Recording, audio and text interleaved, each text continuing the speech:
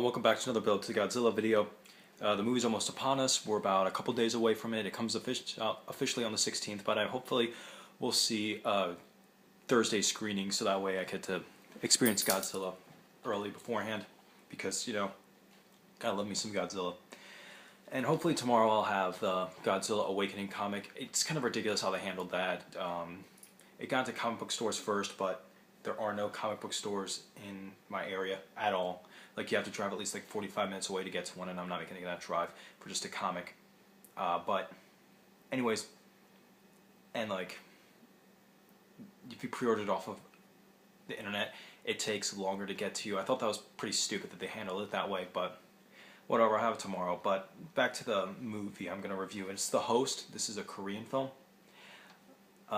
It's not, like, the monster isn't the size of Godzilla or anything like that, but it is still a bigger monster.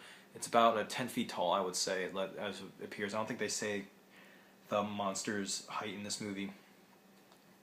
But let's talk about the movie itself. Now, this is done as more of a straightforward horror movie, similar to that of Cloverfield. But I think this is better than Cloverfield, in all honesty. And some of the reviews, it has a lot of good reviews on this. On par with Jaws, wouldn't say that, but it is pretty good. One of the greatest monster movies ever made. Kind of true. A knockout monster movie. Very true. A hell of a monster movie. Also very true. The plot of it is, like, there's these scientists, of course they're American because it's a political movie, and it's kind of, yeah, it is a political satire type of film. And what happens is, inadvertently, this giant tadpole thing gets made, and it's a really, really coolly designed creature. It's kind of a strange movie, though. Most Korean films are very weird, in all honesty, and the acting is very good. The effects for the monster are also really well done.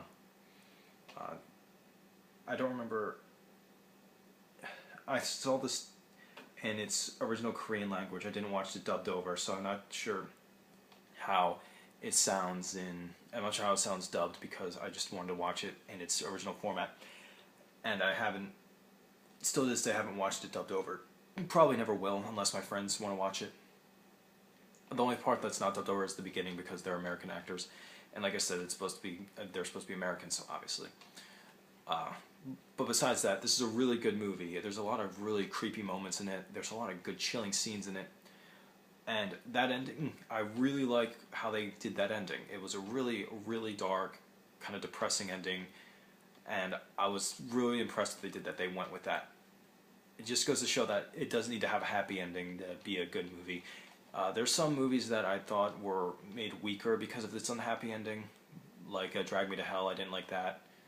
But I think that kind of damaged the movie, especially since it didn't make sense with the film's continuity.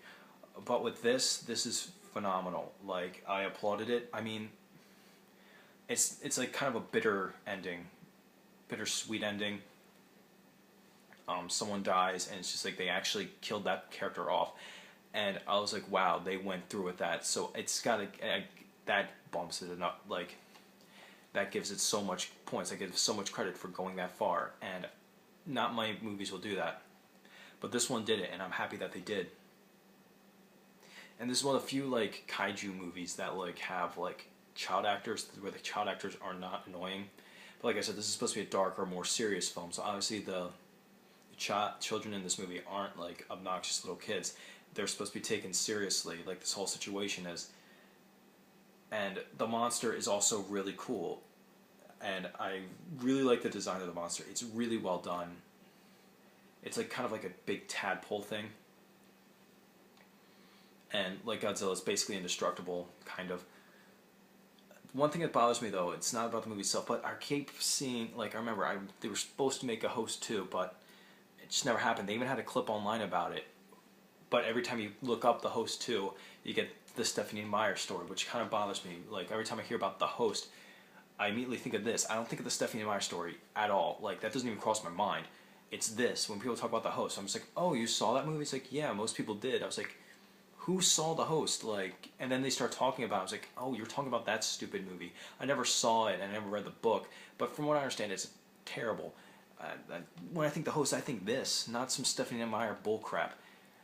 This is The Host. Don't, like, call that movie something else. Like, this is The Host. This is the movie that's called The Host. I refuse to identify that Stephenie Meyer piece of crap as The Host, because this is the movie that's called The Host. It's one of the best monster movies I've ever seen, and it's also one of the scarier ones, and that gives it a lot of credit. Like I said, this is one of the movies that used to be my horror section, but like I said, I've moved all my giant monster movies to like its own little section.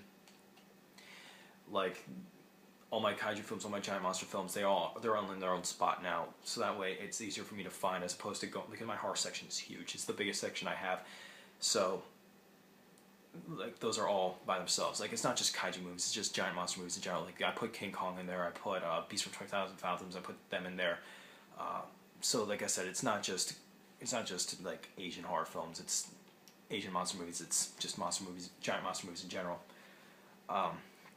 But this movie, it's overall fantastic. I definitely recommend watching it. Unless you don't like the political side of it, it's a really good movie. I don't agree with the political side of it, but I could ignore that because the rest of the movie is just that fantastic. I love this movie.